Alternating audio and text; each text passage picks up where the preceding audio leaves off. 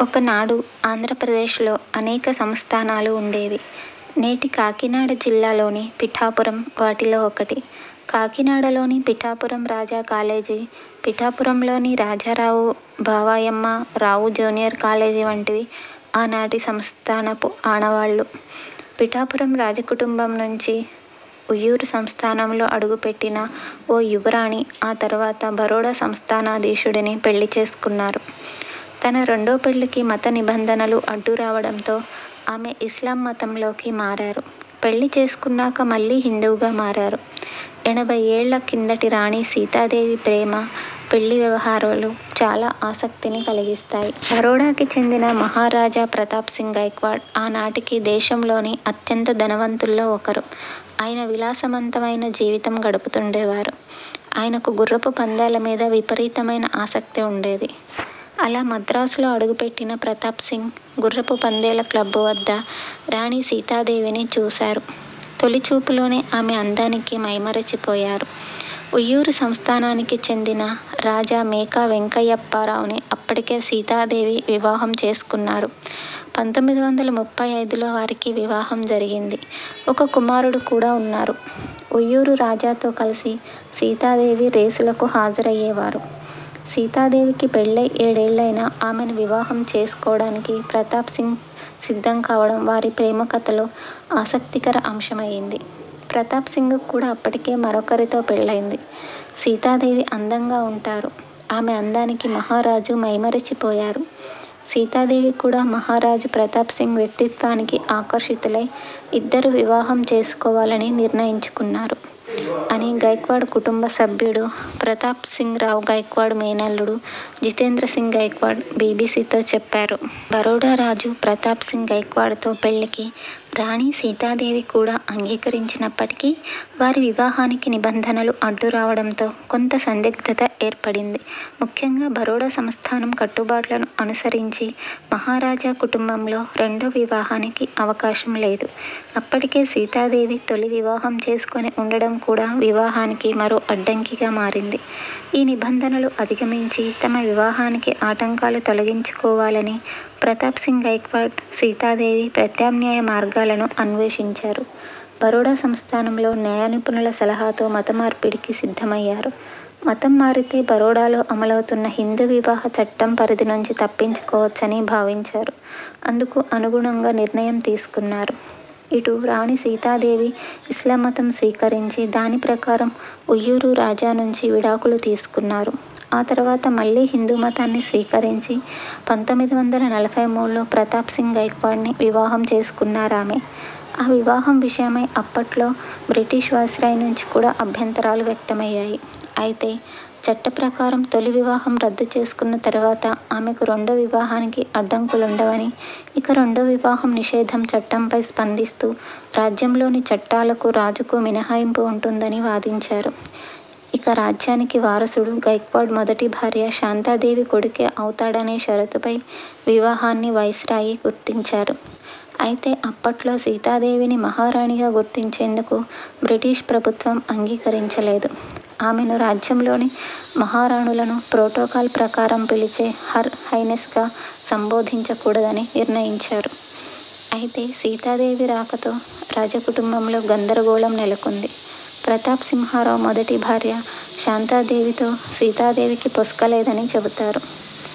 గైక్వాడ్ కుటుంబం పరిశోధన చేసిన చంద్రశేఖర్ ఇద్దరు రాణులు విడివిడిగా నివసించారని, శాంతాదేవి లక్ష్మీవిలాస్ ప్యాలెస్లో, సీతాదేవి మకరపుర ప్యాలెస్లో ఉన్నారు అని అన్నారు.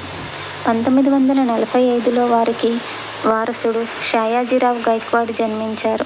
అదే సంవత్సరంలో ఆమె మొనాకోలోని మాంటికార్లోకి వలస వెళ్లారు. అప్పటికే మాంటికార్లో నగరం విలాసవంతమైన జీవితాలకు, కాసినో సహా అనేక జూద క్రీడలకు కేంద్రంగా ఉండేది. రేసు గుర్రాలు సహా వివిధ పందాలకు అలవాటు పడిన రాణి సీతాదేవి తన భర్తతో కలిసి మాంటికార్లో సిటీకి వెళ్లారు. దేశానికి స్వాతంత్ర్యం రావడం, సంస్థానాలను భారత ప్రభుత్వం విలీనం చేసుకోవడంతో ఆమె అక్కడే స్థిరపడ్డారు.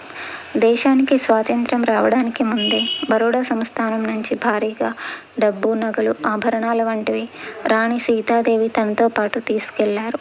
మాంటికార్లోకి తరలించిన ఆభరణాల్లో 4 ముత్యాల తివాచీలు, ప్రసిద్ధ బరోడా ముత్యాలతో తయారు చేసిన 7 తీగల నెక్లెస్, విలువైన వజ్రాలు ఉన్నాయి. రెండో ప్రపంచ యుద్ధం ముగిసిన తరువాత వివిధ దేశాల్లో పర్యటించిన ఆ జంట 2 సార్లు అమెరికా కూడా వెళ్లారు. ఆ సమయంలో పెద్ద మొత్తంలో ఖర్చు చేసినట్లు చెబుతారు. తమ విలాసమైన జీవన ఖర్చుల కోసం బరోడా సంస్థాన భాండాగారం నుంచి రుణం కూడా తీసుకున్నట్లు చెబుతారు. ఆమె అమెరికా పర్యటనల కోసమే $10 మిలియన్ల ఖర్చు చేసినట్లు చరిత్రలో ప్రస్తావించారు. బరోడా సంస్థానం నుంచి తీసుకున్న అప్పులకు గాను భారతదేశంలో విలీనం తర్వాత కేంద్ర ప్రభుత్వం చెల్లించిన రాజాభరణం నుంచి $8 మిలియన్ల మినహాయించినట్లు చెబుతారు. మొనాకోలో స్థిరపడి అక్కడి విలాసవంతమైన జీవితం గడుపుతున్న మహారాజ్ ప్రతాప్ సింగ్ గైక్వాడ్ను 1951లో భారత ప్రభుత్వం సంస్థానాధిపతి హోదాను తొలగించింది. కేంద్ర ప్రభుత్వం నుంచి అందుతున్న రాయితీలు ఆయన మొదటి భార్య సంతానానికి దక్కుతాయంటూ ఆదేశాలు ఇచ్చింది. దాంతో ప్రతాప్ సింగ్ తిరిగి ఇండియాకు రావడానికి సిద్ధపడడంతో రాణి సీతాదేవితో విభేదాలు వచ్చాయి. చివరకు 1956లో ప్రతాప్ సింగ్ గైక్వాడ్తో సీతాదేవి విడాకులు తీసుకున్నారు. భారత ప్రభుత్వానికి దక్కాల్సిన విలువైన వజ్రాలు, ఆభరణాలను ఆమె మొనాకోకు తరలించడం వల్ల ఆమె ఇండియాకు రావడం మీద ఆంక్షలు పెట్టారు. డకోటా విమానం వడోదరలోని విమానాశ్రయం రన్వేపై నిలబడి ఉంది. ఇది గత 2 రోజులుగా అక్కడే ఉంది. కొన్ని మోటార్ కార్లు, చాలా లగేజీలతో వచ్చాయి. ఈ విమానం పైలట్ అమెరికన్. స్వాతంత్ర్యానికి 2 ఏళ్ల ముందు తమ రాజ్యాలు, సంస్థానాలు ఇక ఉండవని మహారాజులకు అర్థమైంది.